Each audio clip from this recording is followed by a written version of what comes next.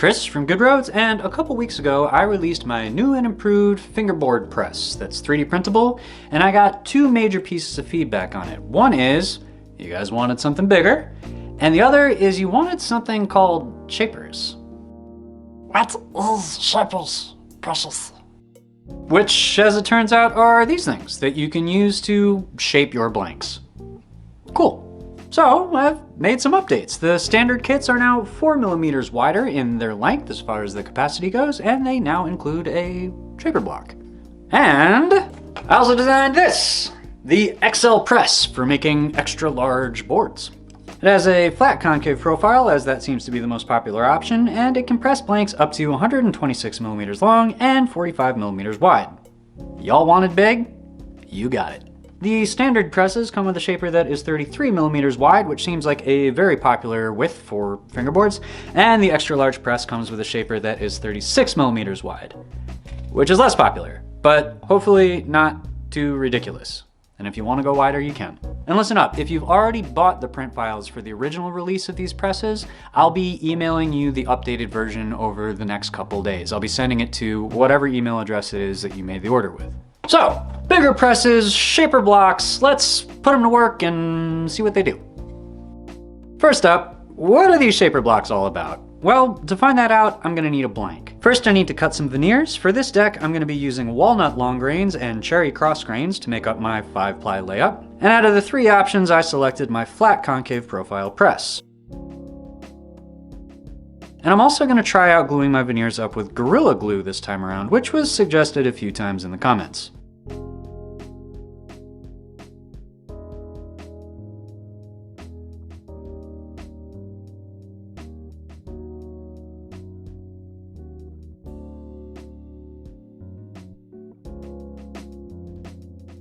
Now, I don't like Gorilla Glue. We don't get along. It's bad for your skin, it's difficult to clean up, and there's this.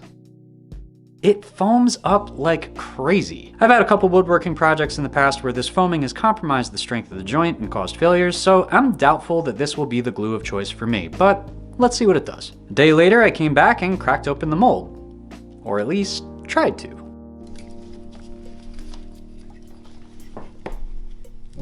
Got a screwdriver or something? Come on. Come on.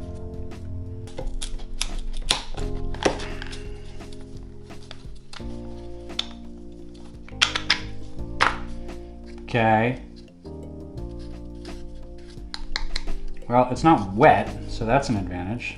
But it's glued to the dang old press, which is a disadvantage. Yeah, like I said, a real mess to clean up. The PVA-based wood glue that I normally use takes a bit longer to cure, but it peels right off the plastic mold when it's dry. Jeez, dude. There. Hey! Okay. Okay. I mean, all things considered, that blank did come out better. It's not wet, which I've been running into with the PVA glues. It's stiffer. It's like more torsionally rigid. Well, on one hand, that's great because it's obviously a better glue. On the other hand, that sucks because I hate this stuff. Woe is me. I have to figure out a way to make cleanup not so this. Anyway, with that said, I popped the blank back into the mold to drill the truck mounting holes using the built-in guides.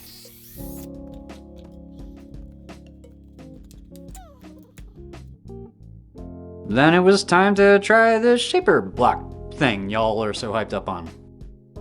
For registration pins, I just used some brad nails pushed through the block.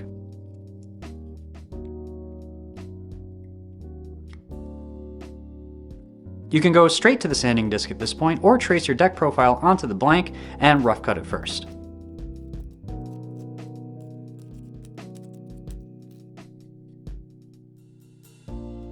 I also got a tip from you guys about rough cutting the decks with sheet metal shears, and that's been working really well for me as a quick method of stock removal. Once the blank is seated on the shaper, you just sand it down until the block is barely touching the sanding disc. I know some of you out there are doing this with a router table and a flush cut bit, and you're crazy. You will never, ever catch me getting my hands that close to a running router bit. Don't do that. figure out something safer and keep your fingers for later.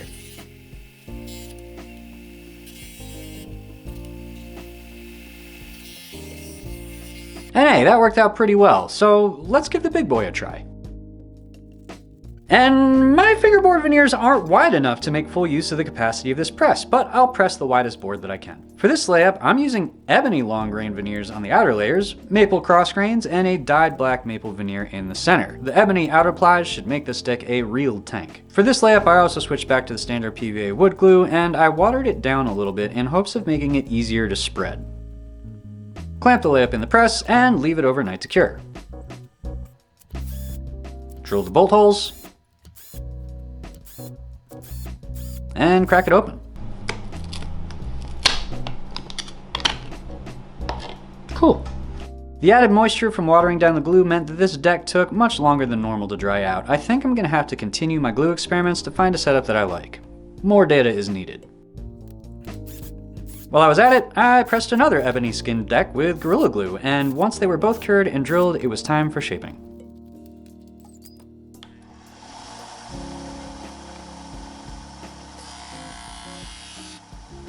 The first one I'm shaping with the extra large shaper block.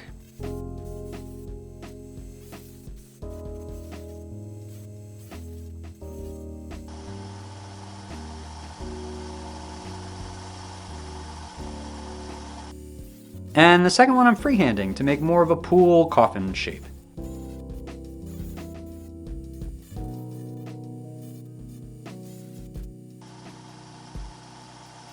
And I'm pretty happy with how they both came out. After a bit of sanding, we're ready to add some deck art.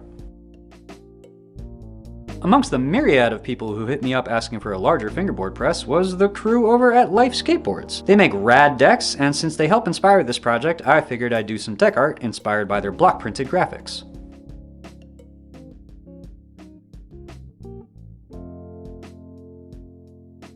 But I also feel like a good Rhodes deck build wouldn't be complete without some citrus. So the deck from the smaller press is going to be a little bit more in my own style.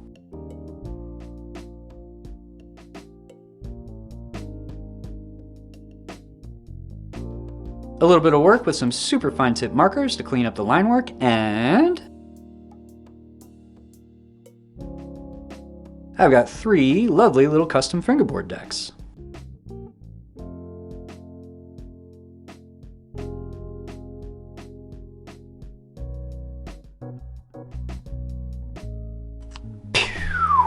These 3 diminutive decks are going to be available over at goodroadscollective.com, along with the new updated standard presses and the extra large press and the print vials, so that if you're interested, you can print all of those yourself. So I hope you dig it. The feedback that I get from the community as I'm developing these tools is really important to me, because I want to be getting the best parts as possible into your hands so that you guys can really have an enjoyable experience as you're making boards, whether they're big or small. And if you dig 3D printed board sport projects like this, go ahead and put your hands together for these folks right here who support me over on Patreon. It's their help that allows me to get the materials to do the R&D and development prototype testing to get these designs to a place where I feel good putting them out there so that you guys can use them. If you'd like to join them in their support, there will be a link down in the description below. If you want to see more awesome DIY board sports stuff, just go ahead and subscribe. That's what we do here. If you got any questions or comments, you know where to put them. We'll chat. As always, I love having you guys along for the ride. So until next time, I'll see you soon.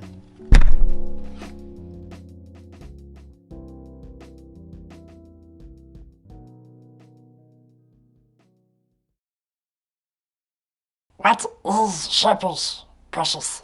Stupid fat hobbitses. Not very nice.